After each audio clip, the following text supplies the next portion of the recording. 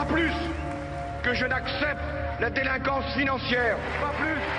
Je ne tolère qu'un petit caïd, avec sa bande, mette une cité en coupe réglée et fasse vivre à ses habitants un enfer. Ceux qui ont pu croire que la loi ne les concernait pas, la République vous rattrapera. En politique, il y a les beaux discours et il y a la réalité du terrain. La République française se trouve aujourd'hui dans une situation inédite. Son autorité est contestée partout où le trafic de drogue s'est implanté. Quand on est un maire, on représente la République, on est partout chez soi. Et il faut montrer au contraire que vous avez le droit et l'obligation d'être partout. Il y a des gens qui nous regardent, hein? Ah ouais, il y a des gens qui nous regardent, c'est campagne évêque. Sauf que dans cette cité marseillaise, il faut se plier à l'ordre local. Des guetteurs en voiture sont là pour le rappeler. Qu'est-ce qu'il a dit? Il a dit le bâtiment, pas là-bas. Il vous autorise à filmer quelque chose et pas l'autre, quoi. Mais qu'est-ce qu'il y a là-bas exactement? Les choses sont claires, hein. Les choses sont claires. La drogue a tout renversé sur son passage. Elle a fait reculer l'autorité de l'État. Et sa puissance économique a redessiné le paysage du banditisme français. Aujourd'hui, il n'y a plus que ça. Tiens, moi, des braquages aujourd'hui. Il n'y en a pas beaucoup, hein, aujourd'hui, des braquages, parce que tout le monde il fait la drogue. Tout ce qui est interdit, la démocratie des banlieues, tout ça, ils se jettent là-dedans. Et puis c'est tellement facile. Moi, je montais à Paris avec 500 kilos, je redescendais, j'avais 50 millions. Ça vous fait tourner la tête, quoi. Il y a tellement d'argent dessus. Cela fait 40 ans que la France est en guerre contre ces trafiquants. 40 ans que les discours officiels sont les mêmes. Mais en réalité, le rapport de force est de moins en moins en faveur de la République. Et la guerre n'empêche pas les petits arrangements. Dans certaines villes de banlieue, les élus se seraient même déjà adaptés. Les gens au pouvoir dans la ville savaient qu'on tenait le quartier. C'est pour ça que souvent, des gens comme moi ont été utilisés. En fait, on a aidé le pouvoir à s'installer. Mais voilà, tout est calculé pour garder le pouvoir.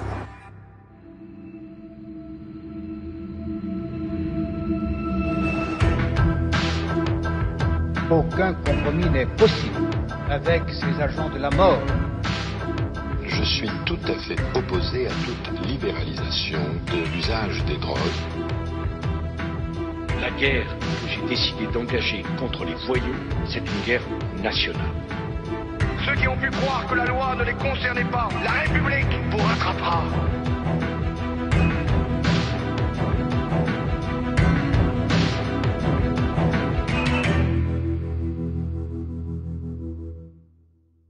Cela fait maintenant 40 ans que la drogue a pénétré en masse le territoire français. 40 ans que sa puissance économique défie la République jusque dans les banlieues. Il n'y a pas 36 méthodes pour régler un problème criminel. Il y a l'affrontement musclé, le compromis territorial ou la lâcheté absolue. L'affrontement musclé est rare, la lâcheté absolue plus répandue et le compromis territorial est la base naturelle de la survie politique. Pour comprendre comment la situation a pu échapper à ce point-là au monde politique, il faut revenir sur 40 années de guerre à la drogue. Tout avait pourtant très bien commencé. Un accord franco-américain vient d'être signé à Paris par l'attorney général des États-Unis, M. John Mitchell, et M. Raymond Marcellin, ministre de l'Intérieur. C'est le 26 février 1971 que la France déclare officiellement la guerre à la drogue. La signature de ce protocole marque une date importante dans la lutte contre les trafiquants. Ce jour-là, le ministre de l'Intérieur promet aux Américains de changer radicalement de politique. Car cela fait plus de 10 ans que le milieu marseillais prospère dans le trafic d'héroïne. Le laxisme des autorités françaises en matière de lutte contre la drogue a permis l'éclosion d'un monstre, la French Connection. La French Connection, ça a été que Marseille, c'était eux qui produisaient la drogue. Hein. Il faut dire ce qu'il en est. À l'époque, c'était l'héroïne. Les meilleurs laboratoires, c'était à Marseille. Hein, voilà. Et les Américains adoraient l'héroïne marseillaise. Elle était pure, pratiquement 100%. Nous, on prenait un kilo d'héroïne en Thaïlande, on le payait 7 000 $, arrivé à New York, 120 000 $. Mais est-ce que tu te rends compte la différence que c'est? 113 000 de bénéfices sur un kilo. 113... William Perrin, dit Le Grand, ancien perceur de coffres, reconverti dans le trafic de stupes à 40 ans. Sa mission de l'époque, convoyer l'héroïne de la French Connection sur le territoire américain. J'avais acheté 2 cantines. Il y avait 50 kilos dans chaque cantine. J'avais loué une Cadillac. Ah, je respectais la limitation de vitesse. Hein. C'était 110 miles aux États-Unis, c'était 110 miles. La morale du trafiquant est simple. Tout pour ne pas se faire attraper. Les dangers sanitaires du produit qu'il transporte ne lui posent aucun état d'âme. Ils n'en savent rien ce qu'ils mettent dedans, mais enfin, il faut être costaud pour s'enfiler ça dans le sang, je te le dis tout de suite. Hein. Tu me ferais même pas prendre un rail, moi. Je risque pas d'y toucher, je te le dis tout de suite. Hein. Pendant 10 ans, William Perrin et ses complices de la French Connection profitent de l'absence de coordination entre États. Les overdoses ont lieu aux États-Unis et les problèmes de santé publique ne dépassent pas les frontières. Et tant que les Américains ne tapent pas du poing sur la table, la police française ne s'intéresse pas réellement à ce trafic. Il n'y avait pas de problème de santé publique français, il n'y avait pas de consommation locale. Pratiquement pas. Hein. Ça n'existait pas dans les années 60. Les gaullistes et le général de Gaulle disaient si on empoisonne les Américains, ça ne nous dérange pas. Bon, dès qu'on était intervenu avec des moyens qui n'étaient pas des moyens extraordinaires, mais enfin des moyens quand même, bon, ils auraient été décapités en l'espace de 4 ou 5 ans, quoi. 675 trafiquants ont été arrêtés et une saisie spectaculaire de morphine base a été faite. 450 kilos, c'est là un grand succès remporté par la police française. Malgré le ton réjoui du ministre, la guerre contre la drogue ne fait que commencer. Les chefs de la French sont tombés, mais bientôt, de nouvelles têtes vont continuer le business. Nous, on était des voleurs dans notre quartier. La cam, on s'en foutait de la cam et tout. Puis après, le temps évoluant, j'ai investi. Nous, on prenait ça comme un commerce. C'était payé cash, hein. C'était des sous. Alors, c'était des sous énormes. Alors, quelque part, qui c'est qui n'est pas insensible à ça, hein? Les sous, ils rentrent, c'est du bon boulot. C'est facile. Tu arrives toujours à trouver un passage pour passer. Mais c'est tellement facile. Et l'autre est que ça te rapporte. Tu comprends? Voilà, c'est ça. Preuve que le trafic continue. La consommation de drogue dure débarque à son tour en France. L'héroïne fait des ravages au début des années 80. Quand la drogue s'est installée au départ, c'était les bourgeois qui venaient vendre la drogue dans nos quartiers. Les pauvres étaient des consommateurs de la drogue. Ça, malheureusement, on ne connaissait pas. C'est quelque chose qui était complètement nouveau. On n'était pas préparé. C'est allé très vite. Vraiment, ça a été foudroyant. On se levait le matin, vous aviez des jeunes qui venaient se faire une overdose. On avait les pompiers aller au moins minimum 2 fois par jour. La cam devient un fléau national qui inquiète les politiques de gauche comme de droite. Il est criminel de compromettre l'avenir de toute une jeunesse. Or, vous savez comme moi, que quand les trafiquants sont condamnés, ils sont libérés au bout de quelques années, avant la fin de leur peine, et ils recommencent leur trafic honteux. Si quelqu'un d'entre eux était condamné à mort et exécuté, je pense que cela donnerait à réfléchir aux autres. Les peines de prison pour trafic passent de 5 à 20 ans. L'heure est à la fermeté absolue. Même les protections politiques dont jouissaient certains voyous ont tendance à disparaître. Francis le Belge, le parrain de Marseille des années 80 tombé pour trafic de stupéfiants, et son bras droit Tony Languille en ont fait l'amère expérience. Tu sais, dans la vie, quand tu as des connaissances et tout, mais ça sert toujours dans la mesure où demain où tu es en prison, si tu peux faire intervenir un homme politique, c'est important, voilà. Bien que dans la drogue, il y a très peu de gens qui interviennent pour te sortir de là. Alors, ça a été le cas pour Francis. Quand je suis intervenu auprès de certains politiques, ils ont dit non, la drogue, on ne touche pas.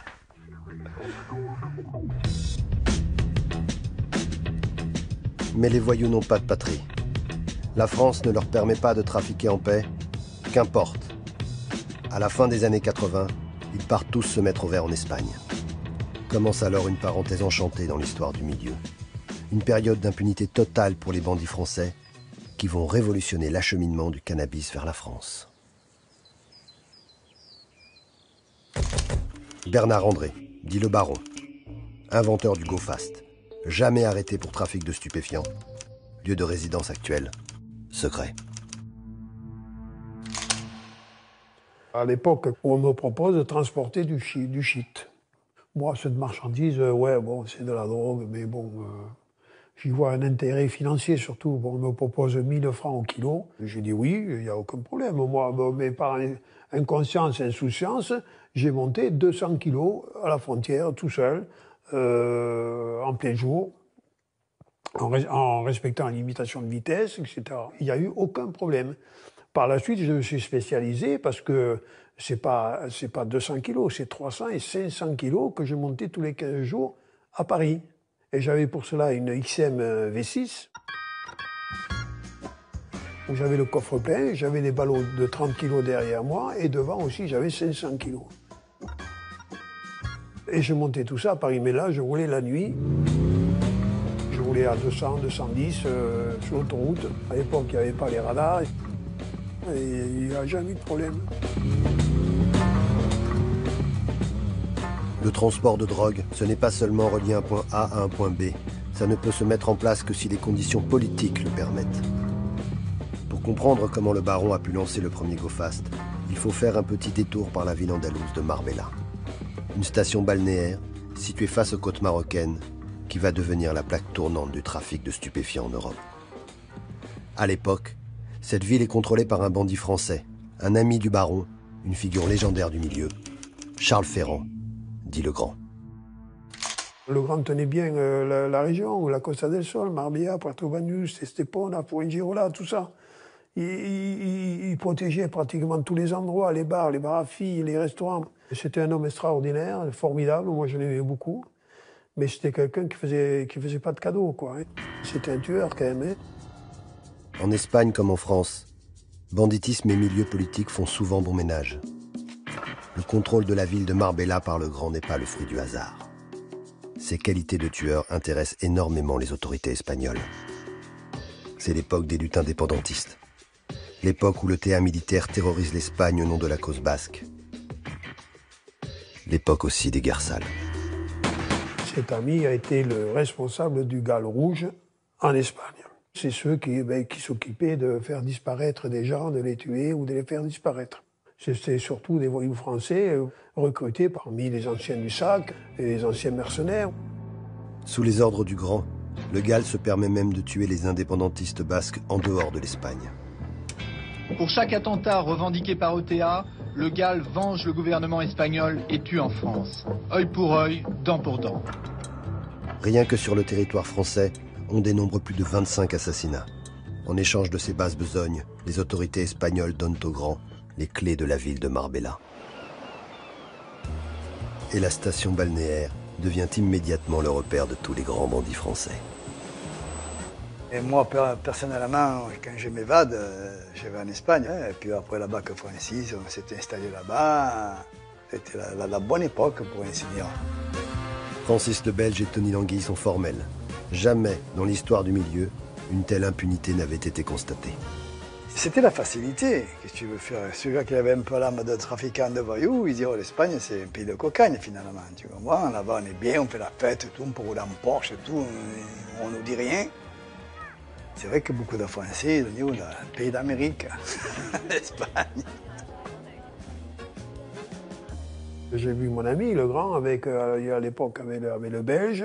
C'est quand même pas n'importe quoi. Se promener sur le port de Puerto Banús avec Christian David, tranquillement. Je vois mal ces gens-là se promener à Saint-Tropez, comme ça. Bon, c'est impossible. À Marbella, le Grand et ses protégés ont réalisé le rêve de tout voyou. Créer son territoire avec son ordre parallèle et ses propres lois. Il n'y avait aucun cadavre dans la rue.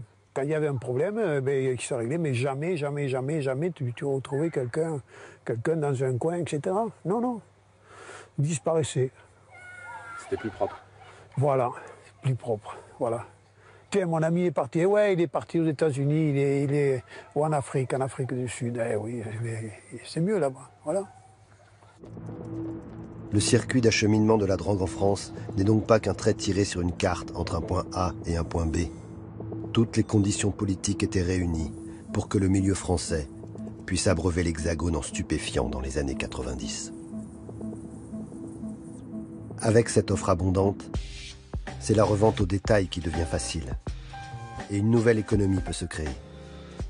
En particulier dans les banlieues, là où les politiques de gauche comme de droite n'ont pas réussi à endiguer la misère. Là où la jeunesse ne croit pas en l'ascenseur social de la République. Sako, 41 ans, ancien trafiquant de Seine-Saint-Denis, condamné à 8 ans en 1999. Aujourd'hui retiré des affaires, Sako est l'archétype du dealer qui va fournir la jeunesse parisienne en cannabis. Quand tu as 15 ans, 16 ans, et que tu peux pas demander aux parents pour acheter ta paire de baskets, ton survêtement, parce que c'est des trucs qui coûtent extrêmement cher, eh ben, tu rentres naturellement dans le business comme tout le monde. Voilà. Ce sont des voyous, ce sont des bandits, ce sont des criminels, ce sont des assassins, c'est la guerre. On ne discute pas avec ces gens-là, on les poursuit, on les pourchasse. Aujourd'hui, le ministre du Budget, responsable des douanes, était venu assister à la destruction d'1,5 tonne de résine de cannabis et de quelques plaquettes de cocaïne. Les ministres fanfaronnent devant les saisies de cannabis, mais dorénavant, le front de la guerre s'est déplacé au niveau local. Et là, le contexte socio-économique n'est pas favorable. Ils veulent pas nous donner du travail, ils veulent pas. Ils veulent nous laisser dans le trou, ils nous mettent des poids sur le dos. La misère et l'exaspération des habitants risquent de faire exploser les banlieues. De jour comme de nuit, les riverains craignent de se retrouver face à ces jeunes responsables de ces dégâts. Atmosphère de panique chez les habitants qui s'enferment chez eux et chez les commerçants qui progressivement ferment boutique. Les maires de ces villes déshéritées sont alors dans une impasse. Ils n'ont ni pouvoir régalien, ni leviers économiques. Je suis prêt à faire avec les uns et avec les autres pour que la vie dans cette commune reprenne un cours normal le plus rapidement possible. Face à la crise, certains élus locaux voient le dealer de shit comme un nouvel acteur économique. Après tout, le cannabis n'est pas aussi dangereux que l'héroïne.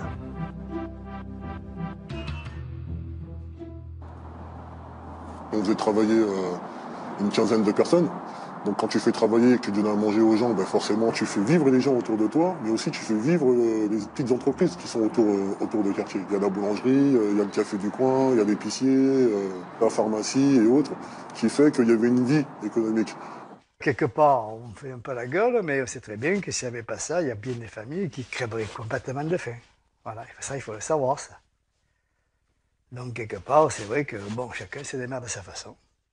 Personne n'a un intérêt à une éradication musclée de l'ensemble des activités criminelles. D'abord, parce qu'on ne sait pas si ça ne va pas tout faire sauter. Ensuite, parce qu'on se dit, bon, ben, une fois qu'on a fait ça, de quoi est-ce que tous les gens qui sont dans le système vont-ils vivre ? À partir du moment où l'espèce tourne dans le quartier, il n'y a pas d'inquiétude, parce que c'est calme. Tout devient calme, tout devient serein. C'est dans ce sens-là où on avait quelque part une sorte de paix sociale. C'est très dangereux pour la démocratie, mais il y a plein d'élus qui se disent ce quartier-là tu l'oublies, celui-là tu l'oublies. Oui, il y en a qui ferment les yeux, mais c'est mortifère, c'est mortifère. Et c'est ça qui fait monter en puissance l'extrême droite, c'est-à-dire qu'on donne le sentiment d'impunité. Après l'époque de la fermeté face à la drogue, voici venu le temps des petits arrangements. Une politique dite des grands frères se met en place en banlieue. La méthode, embaucher des jeunes de cités influents, capables de calmer les esprits, même s'ils ne sont pas dénués de liens avec le trafic. Plus tu es fort dans le quartier, et plus on te respecte. La ville te respecte. Les gens qui sont à la mairie te respectent. Voilà. Donc on t'appelle pour des réunions, on t'appelle pour donner ton avis, et tout de suite tu te sens important. Voilà. Et il y a eu un recrutement massif, énormément, chez nous, hein, mais même dans les villes de droite, hein, de l'autre côté, où des gens qui faisaient partie du business arrivaient tranquillement en mairie et qui étaient fonctionnaires tranquillement, quoi, sans forcément aller au travail. Voilà. Bah, quand on choisit de faire la politique des grands frères, ça dépend quel était l'objectif. Si l'objectif est la paix sociale et d'être élu aux élections, ça peut marcher. D'ailleurs, en général, ça a marché. Si la politique est d'éradiquer les activités criminelles, non, mais c'est pas fait pour ça non plus. C'est fait pour éradiquer la visibilité de l'activité criminelle, ou en tout cas le fait que ça ne se voit trop. Donc c'est là où ça devient intéressant, parce que le caïd, il a accès à la plus haute autorité, donc le maire, en direct. Il est capable de faire passer des messages, capable de trouver un stage, capable de trouver un appartement. Donc toutes les familles savent qu'il est un personnage incontournable. Celui qui fait le choix de laisser la paix dans son quartier en laissant faire le trafic, de toute façon, il se trompe. Sur un moment court bien particulier, il est content. Mais de toute façon, ils ne font que se développer. Donc si vous les arrêtez pas, ils vous bouffent. Une tolérance des pouvoirs locaux sur les points de revente et une offre qui continue d'arriver par tonnes de Marbella ou de Hollande. Toutes les conditions étaient réunies pour que le business explose. Le shit se consomme désormais dans toutes les villes de France et concerne toutes les couches sociales. Ce qu'on sait très bien, c'est que la drogue est plus forte que nous. Qu'on peut mener une action extrêmement résolue, et Dieu sait si on a arrêté des trafiquants, on a saisi des grosses quantités de drogue, des tonnes et des tonnes de cannabis. On porte des coups forts, on met hors d'état de nuire des malfaiteurs, mais d'autres prennent la relève. Dans ce jeu du chat et de la souris, personne n'est gagnant. La justice est débordée, mais les bandits, eux, savent qu'en se mettant à la drogue, ils prennent un risque énorme. Je suis devenu un très grand spécialiste de la cocaïne, puisque j'allais la chercher moi-même en Amérique du Sud, je la faisais préparer, donc je connaissais toutes les ficelles. Gérard Fauré, ancien braqueur, passé par la ville de Marbella, surnommé le prince de la cocaïne. Un jour, j'ai fait connaissance d'un Corse, il est mort, je peux en parler.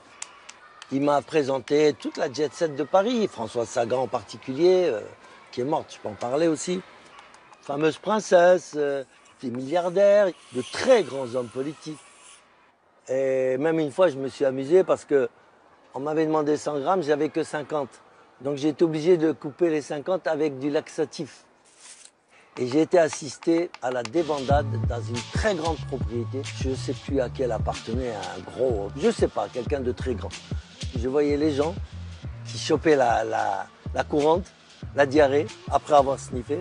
Ils couraient dans tous les sens, dans tous les sens. Mais laissez-moi passer, mais laissez-moi passer. C'était amusant, j'ai bien rigolé. La trajectoire de Gérard Fauré est emblématique. Au début, tout va bien, les élites parisiennes raffolent de sa cocaïne et elles payent cash.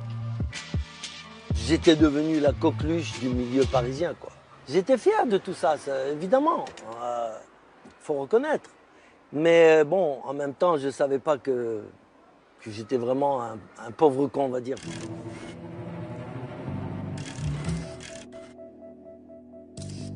J'ai payé 15 années de ma vie pour tout ça. 15 années de prison. Tous les trafiquants passent inévitablement par la case prison. Le business de la cam est l'activité du milieu la plus risquée. Je voulais pas le faire, ce voyage, c'était le dernier. Et puis on a été marrons. William Perrin a pris 13 ans pour trafic d'héroïne en 1988. Quand j'ai vu les poulets rentrer, je dis ah, je suis beau avec les valises. Trafiquer et aller braquer, c'est deux mondes différents. C'est qu'il y a, bon, le trafic, c'est toujours un truc que les gens ont l'impression que c'est facile. Voilà. Mais dans le trafic, tu es obligé de passer par plein de monde.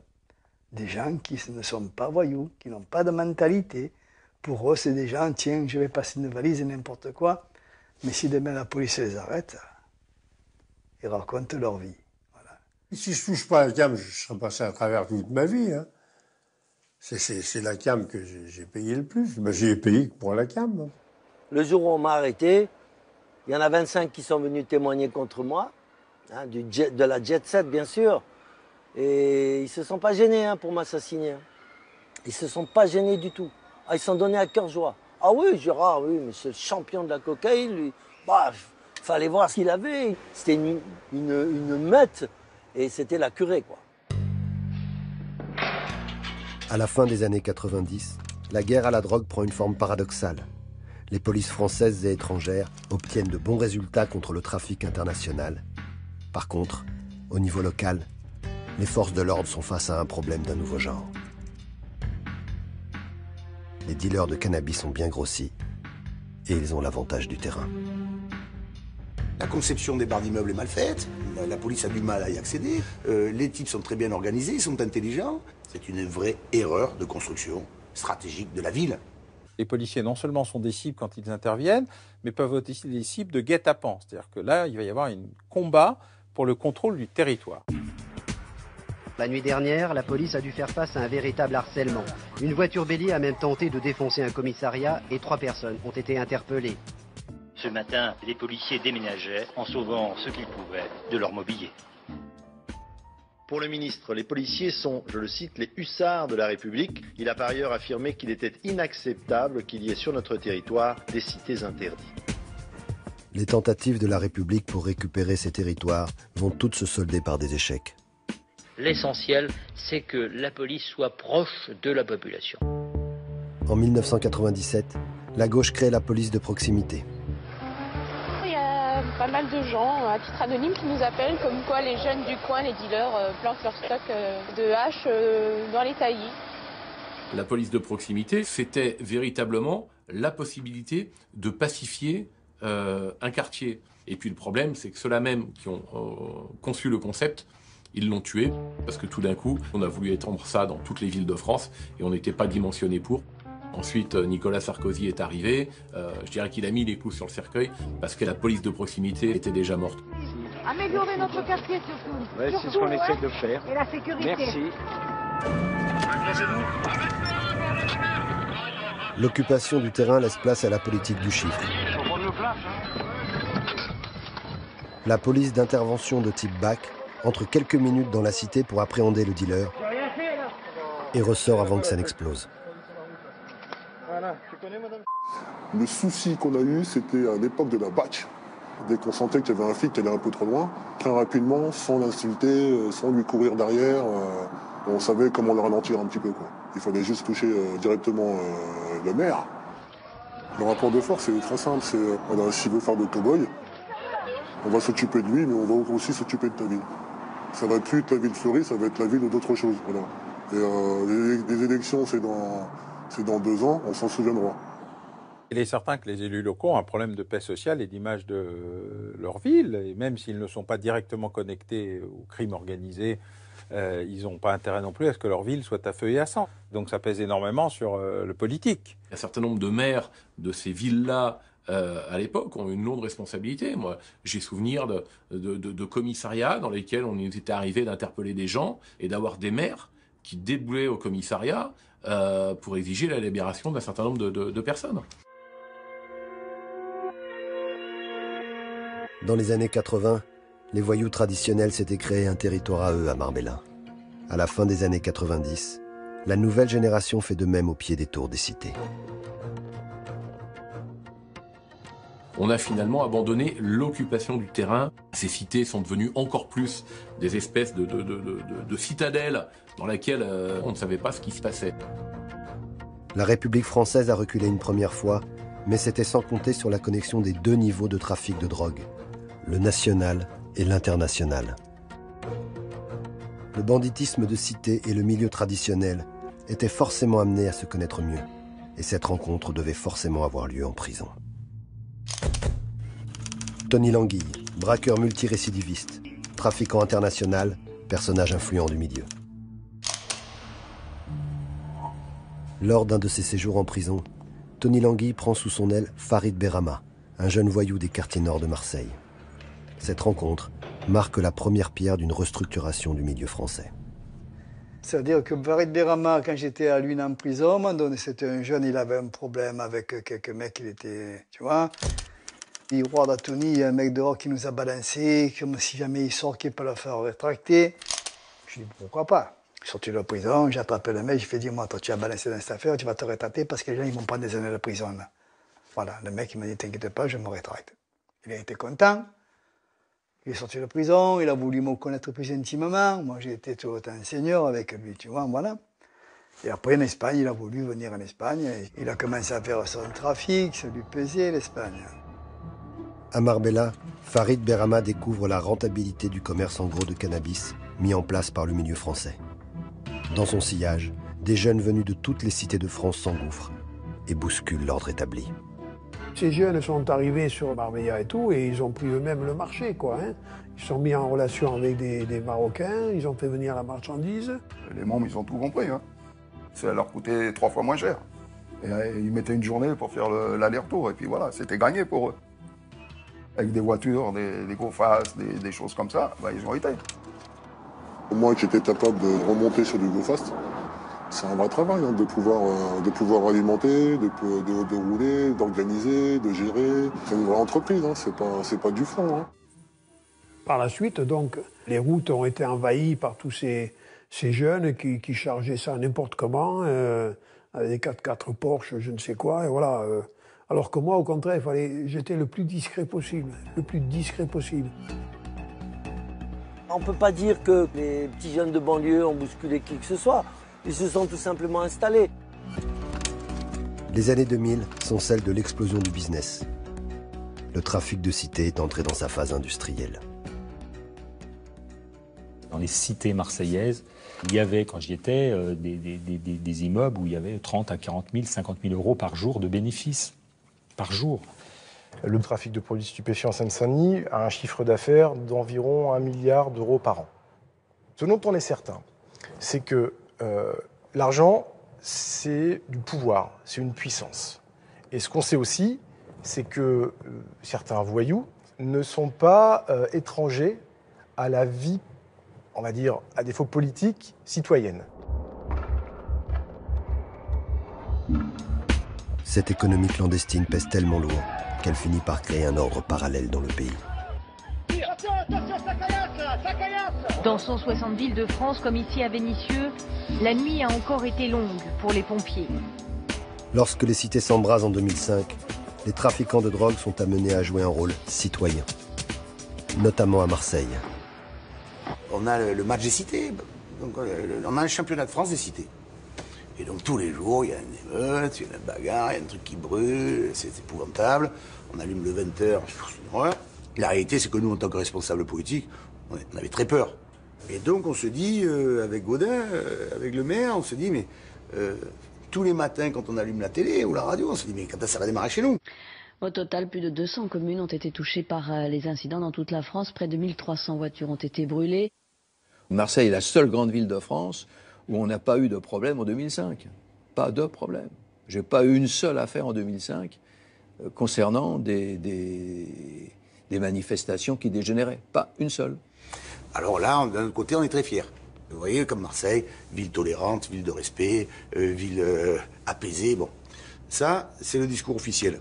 Mais après, il faut aller plus loin pour savoir ce qui s'est passé. La mairie de Marseille n'a jamais communiqué sur les raisons véritables de l'absence d'émeutes dans sa ville.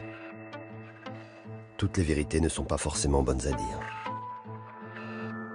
Les personnes dirigeantes en matière de banditisme des cités n'avaient pas du tout intérêt à ce qu'on se mêle à ces affaires-là. Pour continuer à travailler, disons, dans une certaine clandestinité. Et moins ils voyaient les forces de police intervenir, mieux ça valait pour eux, d'où la nécessité d'éviter des émeutes dans les cités. Voilà comment jouaient les choses. Les cités les plus calmes étaient bien souvent les cités dans lesquelles il y avait le plus de trafic, parce que c'est mauvais pour le business. Les clients, s'il y a des émeutes, ils ne viennent plus. Il existe donc d'autres pouvoirs en France que ceux de la République. À Marseille, à Lyon, à Paris, les émeutes de 2005 ont montré aux autorités que la puissance de la drogue pouvait garantir la paix sociale dans les quartiers. Mais de quelle paix sociale s'agit-il exactement? On va là-haut. On repasse dans 10-15 minutes. Comment? On va passer dans 10-15 minutes, c'est encore ouvert. Ah ouais? C'est pas vrai, c'était pas une paix sociale, parce que je peux vous dire que les habitants, ils étaient à fleur de peau, les gens étaient agressés, les gens se faisaient frapper. On va voir une amie, Maria, au 6e. Au 6e? Ouais. Avec des enfants, tout ça là? Ouais. On décidait de la vie des gens à un niveau qui était insupportable. Pour contrer la montée en puissance des trafiquants, les élus locaux n'avaient jusqu'ici aucun levier. Mais la France s'est peu à peu décentralisée et les collectivités territoriales ont maintenant de vrais moyens financiers. Pour les responsables associatifs, cette décentralisation devait être un atout. C'est en tout cas ce qu'Aomar Sadoudi espérait pour son quartier de la Morlette. La Morlette, ça a été construit en 1962, entre 60 et 62. C'est équilibré, il y a des retraités, il y a des gens actifs, il y a beaucoup de jeunes. Bonjour. Ça, c'est ce qui va accueillir le stade. Pour obtenir une infrastructure sportive dans son quartier, Aomar Sadoudi a dû se bagarrer pendant 15 ans. Aux yeux des dirigeants politiques locaux, ce minuscule responsable associatif ne faisait pas le poids par rapport au caïd. C'était vraiment un projet qui nous tenait à cœur parce que ça allait profiter aux jeunes. Avec tout le travail qu'on avait fait, on pensait que ça allait se régler facilement. Mais on s'est heurté à des refus et ça a traîné en longueur. À l'époque, les socialistes cherchent à garder à tout prix le contrôle de la région PACA. La vice-présidente, chargée de la politique de la ville, s'appelle Sylvie Andrieux. C'est elle qui a les cordons de la bourse. Là, vous avez les coordonnées. Ouais. Voilà, vous appelez et vous demandez Maggie. Et moi, je reçois son dépôt. On devait déposer des dossiers donc, à la région. Ça a été déposé sur le bureau de son collaborateur. Il n'a même pas levé la tête pour nous regarder. Là, on sent le mépris et on comprend que ça ne va pas aboutir. À partir du moment où l'État se désengage de l'économie locale, l'élu, il doit être compétent et doit être intègre. Sinon, on n'est plus en démocratie. L'autonomie des collectivités territoriales accrue est un facteur, de ce point de vue-là, de tentation. Ça peut s'appeler de la corruption, ça peut s'appeler du détournement de fonds publics. Ça tombe très vite sous le coup de la loi pénale. Sylvie Andrieux, députée PS des Bouches-du-Rhône, est mise en examen à l'issue de son audition comme témoin assisté. Oh, Madame Andrieux, comment ça s'est passé?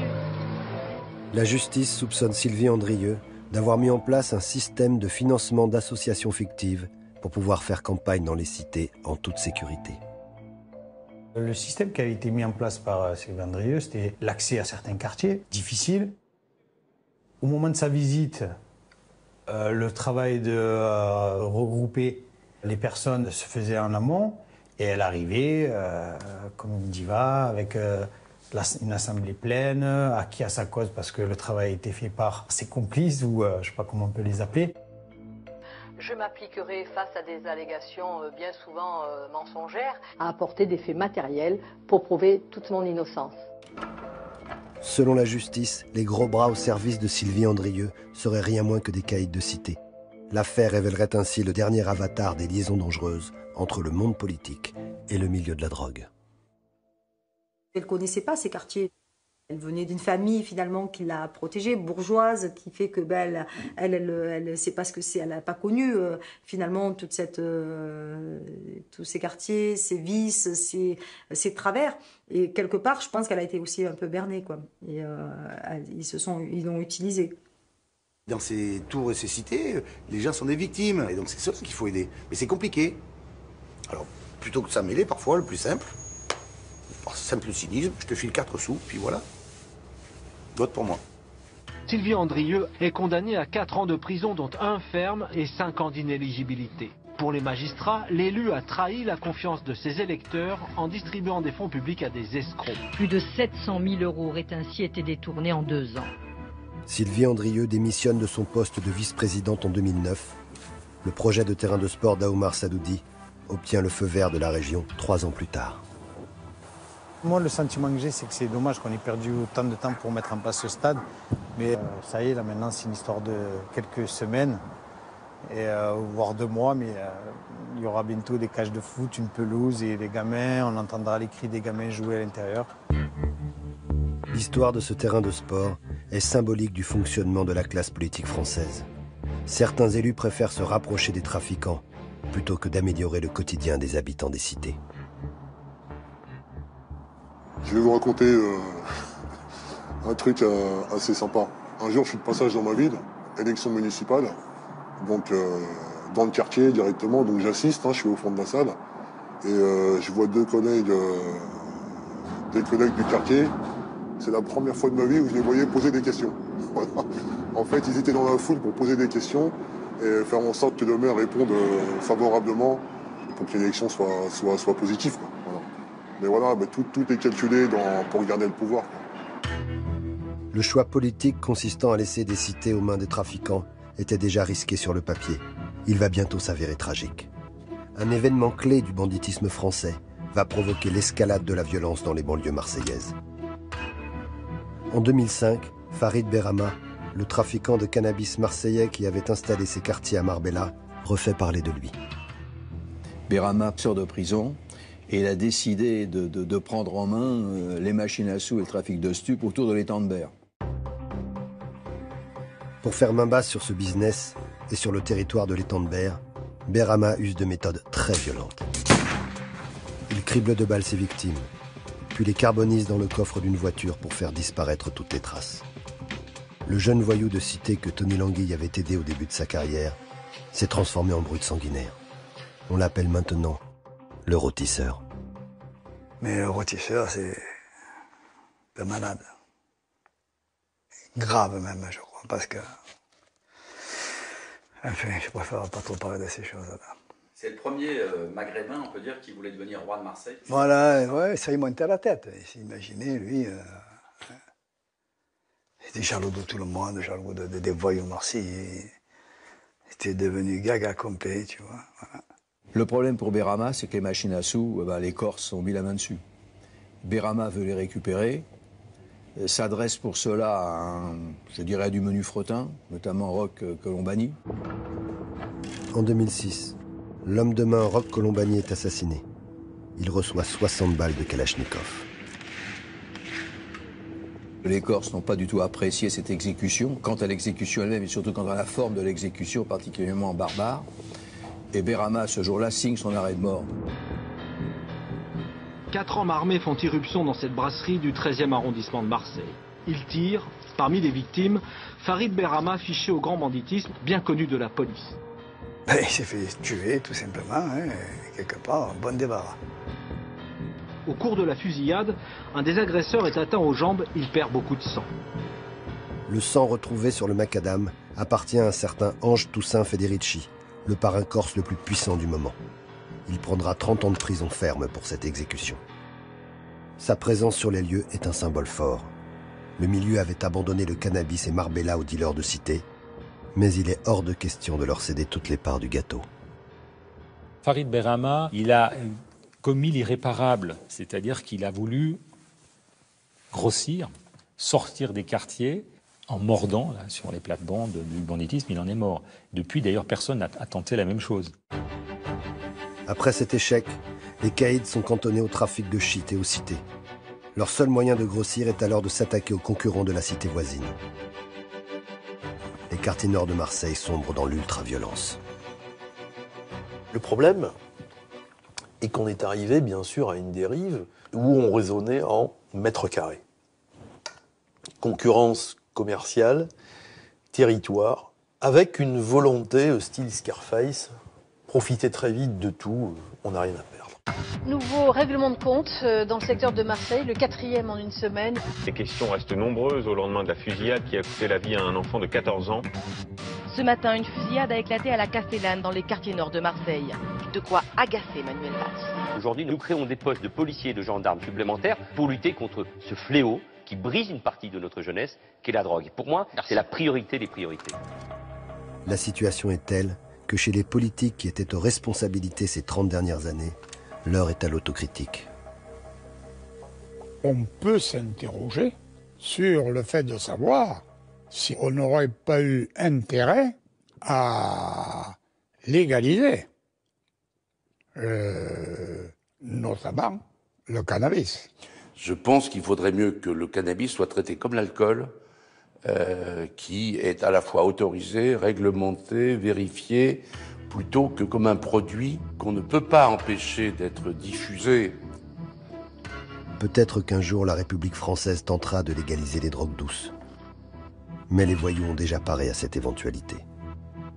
Certains ont compris qu'il y avait un placement plus sûr que le trafic de stupéfiants, le pouvoir politique lui-même. Nous, on a cru énormément en argent et d'ailleurs, c'est comme ça qu'on a avancé. Mais le pouvoir est plus important que l'argent. Et ça, on l'a compris trop tard. À partir du moment où j'ai laissé le quartier et que j'ai grandi à l'international, là, j'avais plus de visibilité sur la localité. C'est à partir de là où j'ai eu des soucis. Je me suis fait stopper sans rien du tout. Une dénonciation, quelques clichés, quelques écoutes. Je serais resté, entre guillemets, sur site, sur le terrain, j'aurais jamais été inquiété. Jamais, jamais. Parce que ceux qui sont encore sur site de ma génération, qui contribuent encore maintenant, jusqu'à présent, ils n'ont jamais été inquiétés. Voilà.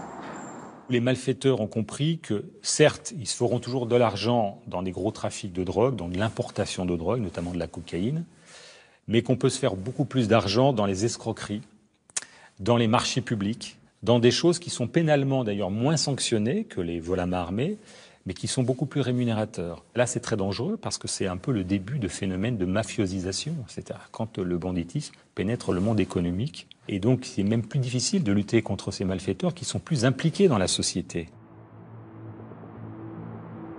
Et si la République était un colosse au pied d'argile?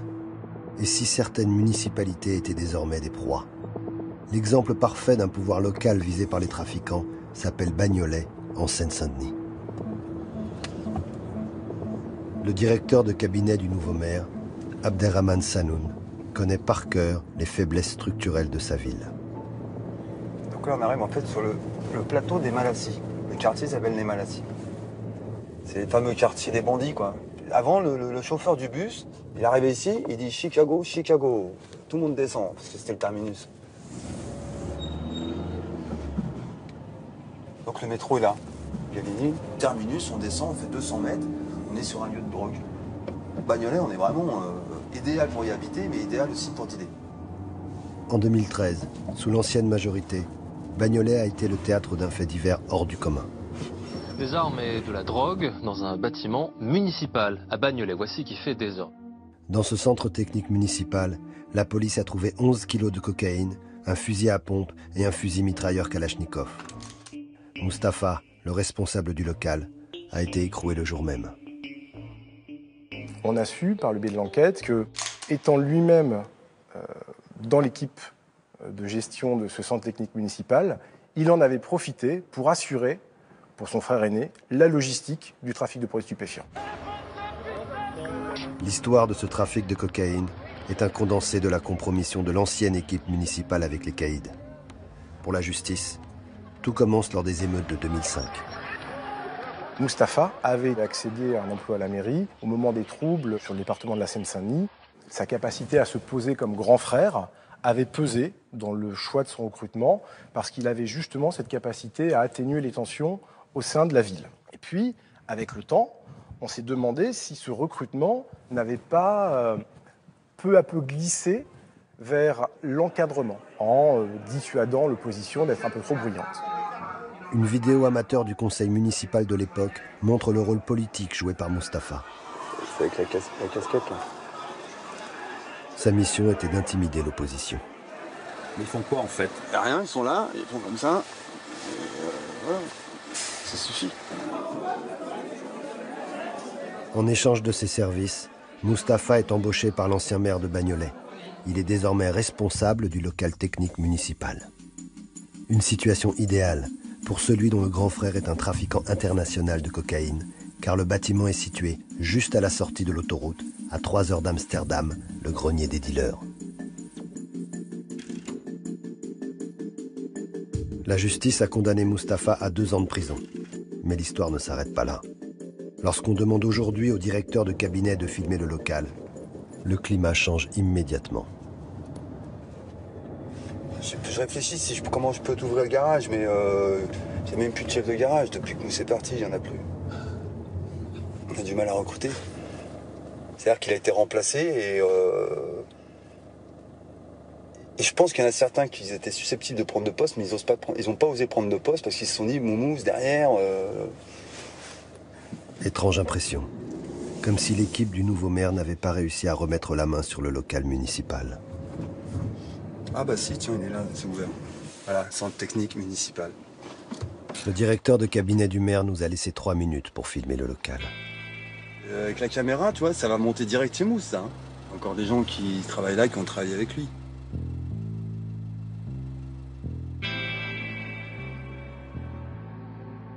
Dans certaines villes de France, les caïds placent leurs hommes de main partout, pour sortir de leur territoire et pour se notabiliser. Lorsque tu montes en mairie et que tu as un emploi, ben forcément tu as accès au crédit, tu as accès à acheter ton appartement, etc. Le pouvoir te fait rentrer dans la société. Et le business te met toujours en parallèle de la société. Je pense que le vrai voyou, il tient à être respecté, hein, à faire ses affaires, à avoir son train de vie et être là éventuellement pour conseiller ou aider, voilà. Mais c'est vrai que, bon, le voyou, quelque part, sa vie, c'est pas de rester en bas, c'est de monter. Dans leur quête d'émancipation, les voyous ont aujourd'hui compris que le pouvoir politique pouvait leur apporter la meilleure des garanties, l'impunité. Quelqu'un qui a un trafic et qui a la capacité de savoir quel service de police peut s'y intéresser, c'est un bien extrêmement précieux. Parce que là encore, ça lui permet d'avoir un coup d'avance et d'adapter son trafic face à la réponse policière et judiciaire qui peut être amenée. Certains élus ont indiqué que selon eux, à court terme, les prochaines personnes influentes, y compris validées par le suffrage universel, seraient des gens impliqués dans le trafic de produits stupéfiants. Non seulement la guerre contre les trafiquants n'a pas été gagnée, mais la mafia de la drogue rêve désormais d'un pouvoir sans partage.